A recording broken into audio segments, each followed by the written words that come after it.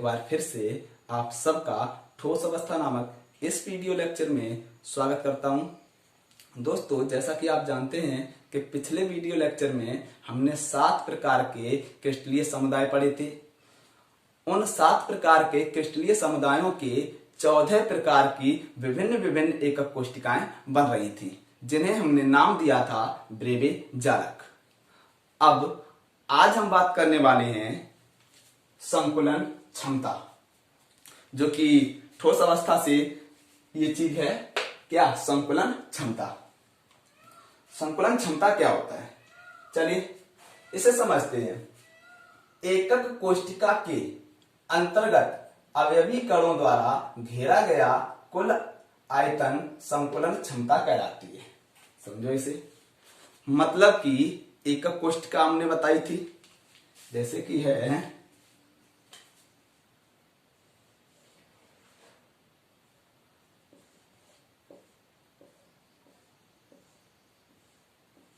एकक कोशिका।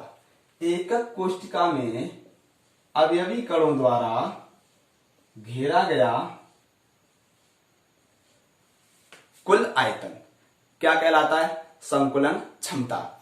जैसे कि इसमें क्या ये जो भाग कट रहा था, साइड पे जा रहा था, मतलब कि जो हमारी एससीसी थी उसमें कितने कण घेर रखे थे? मतलब कि 1।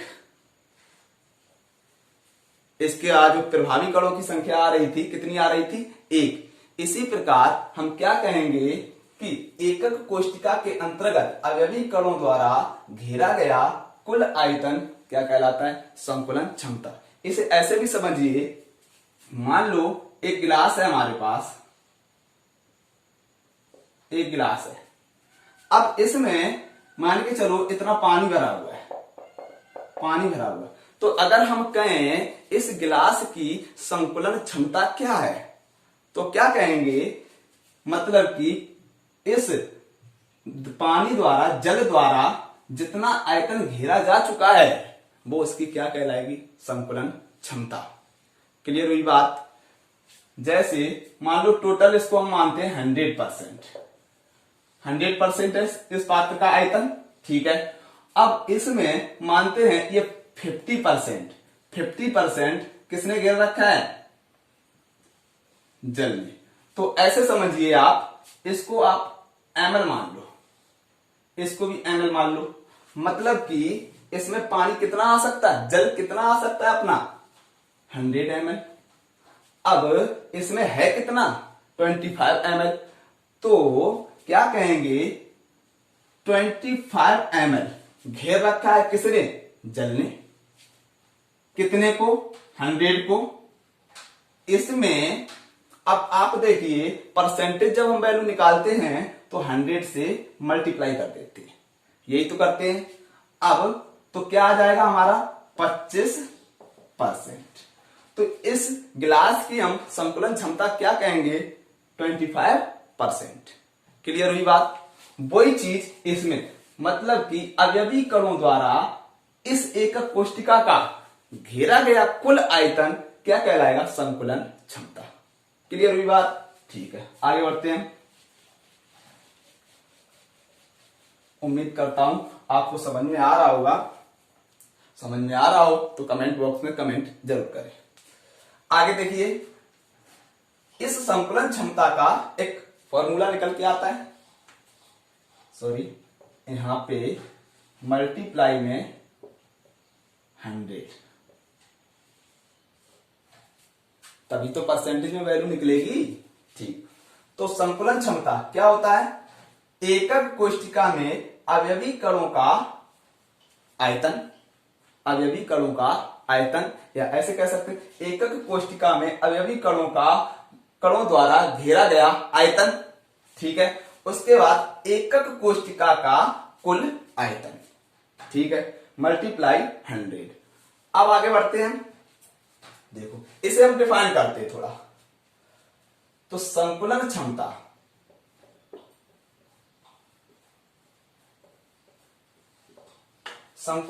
क्या हो जाएगी? देखो समझो इसे। एकक कोशिका का आयतन, मतलब एकक कोशिका में अवयवी कणों का आयतन हम कैसे निकालेंगे, देखो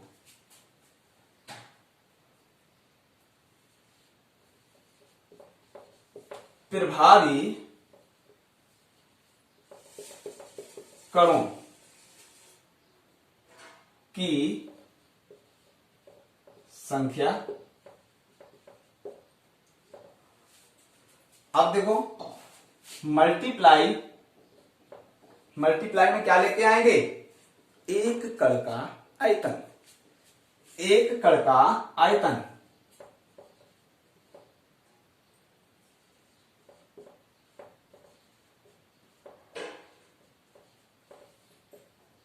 आयतन अपॉन में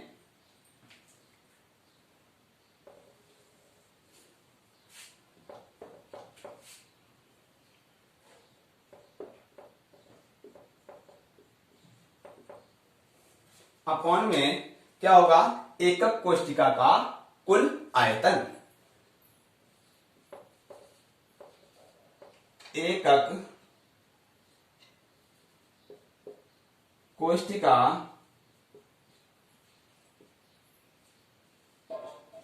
का कुल आयतन मल्टीप्लाई 100। ठीक है, इतना क्लियर हुआ। अब देखो आगे बढ़ते हैं हम,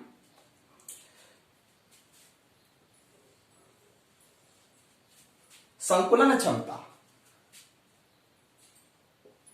संकुलन क्षमता, प्रभावी कणों की संख्या, प्रभावी कणों की संख्या को हम Z से डिनोट करेंगे। प्रभावी कणों की संख्या क्या होगी, Z इनटू एक कण का आयतन। अब एक कण का आयतन, हम एक कण को क्या एक ये गोला मानते हैं, कोई ठोस गोला।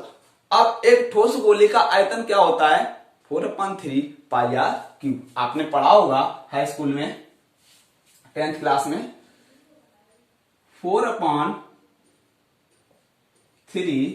पाई आर क्यूब अपॉन में क्या आएगा, एकक कोष्टिका का कुल आयतन, एकक कोष्टिका का कुल आयतन क्या होगा, एक क्यू, एक क्यू। तो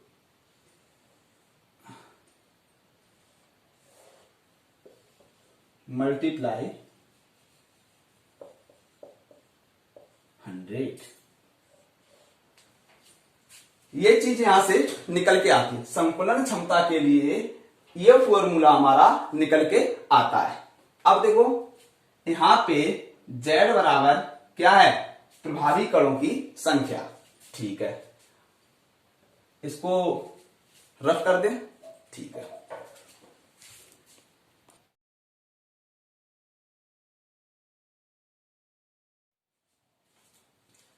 अब देखो हम बात करने वाले हैं एससीसी की संकुलन क्षमता, मतलब आद्य एकक कोष्टिका की संकुलन क्षमता।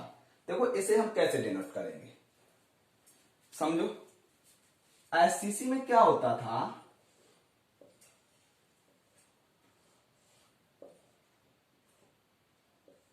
प्रत्येक कोने पर एक एक कण उपस्थित होता है, कुछ इस प्रकार से, कुछ इस प्रकार, मतलब कि 4 गेंदें नीचे रखी, 4 गेंदें ऊपर, कुछ इस प्रकार से होगा।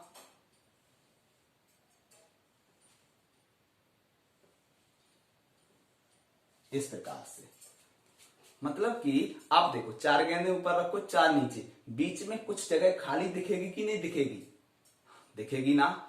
अब वही कणों द्वारा कुल आयतन, मतलब जितना आयतन घेरा जा चुका है वही उसकी क्या कहलाएगा, संकुलन क्षमता।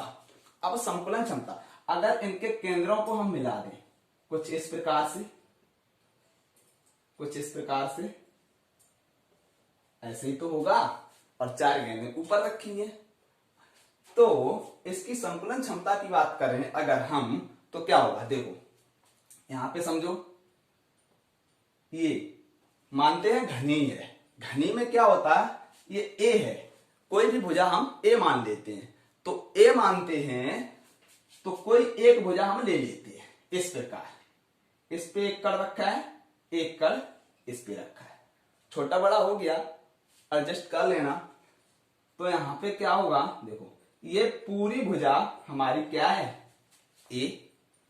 अब ये गोला है, इसकी त्रिज्या ये आर है कि नहीं है, और एक त्रिज्या ये रही आर।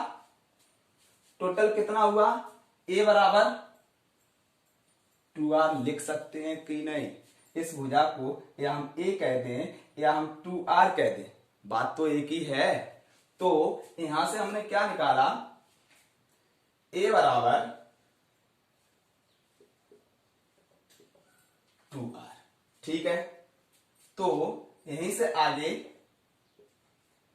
ए क्यू बराबर क्या हो जाएगा, देखो ए क्यू बराबर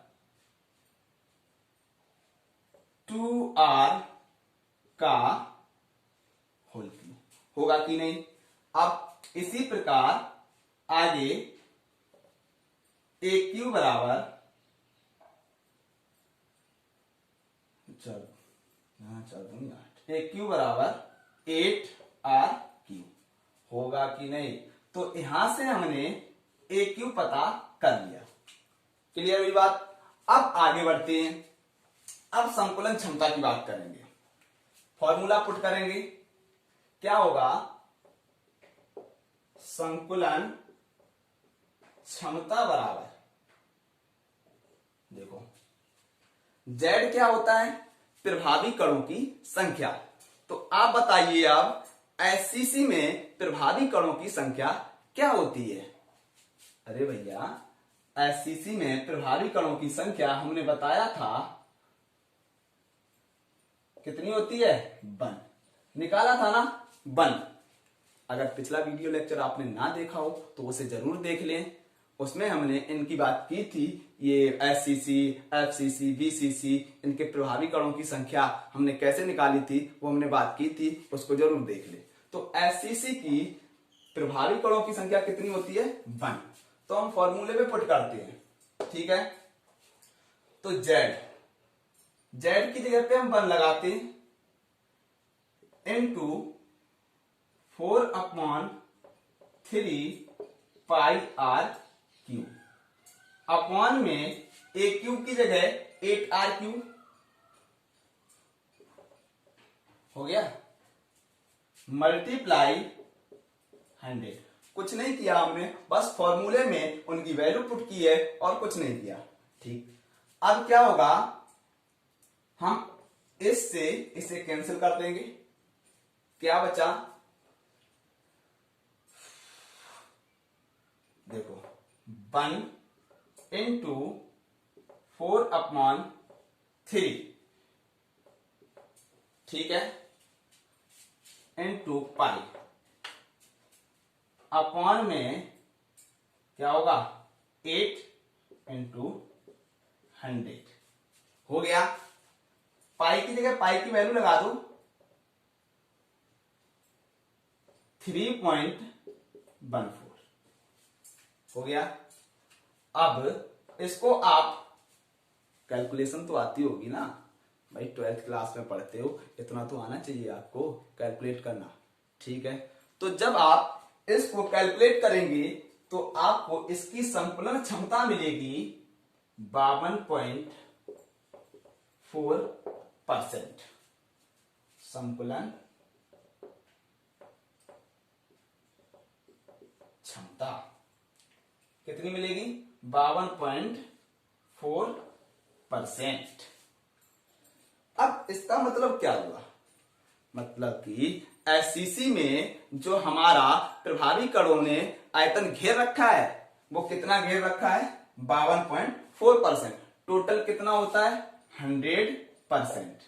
अब 100% में से 52.4% माइनस कर दो, बचा हुआ भाग क्या है, उसके अंतर्गत खाली पड़ा हुआ है। आशा करता हूं आपको समझ में आ रहा होगा। फिर से आप लोगों से बार बार रिक्वेस्ट है, अगर समझ में आ रहा हो तो हमें कमेंट बॉक्स में आप कमेंट करके जरूर बताएं कि आपको कैसा लग रहा है, प्लीज। तो इसकी एससीसी, एससीसी की संकुलन क्षमता कितनी है? 52.4%। अगले वीडियो लेक्चर में हम बात करेंगे बीसीसी, एफसीसी की संकुलन क्षमता। आज के लिए बस इतना ही। वीडियो देखने के लिए धन्यवाद। आगे हम अगले वीडियो लेक्चर में आगे बात करेंगे। धन्यवाद।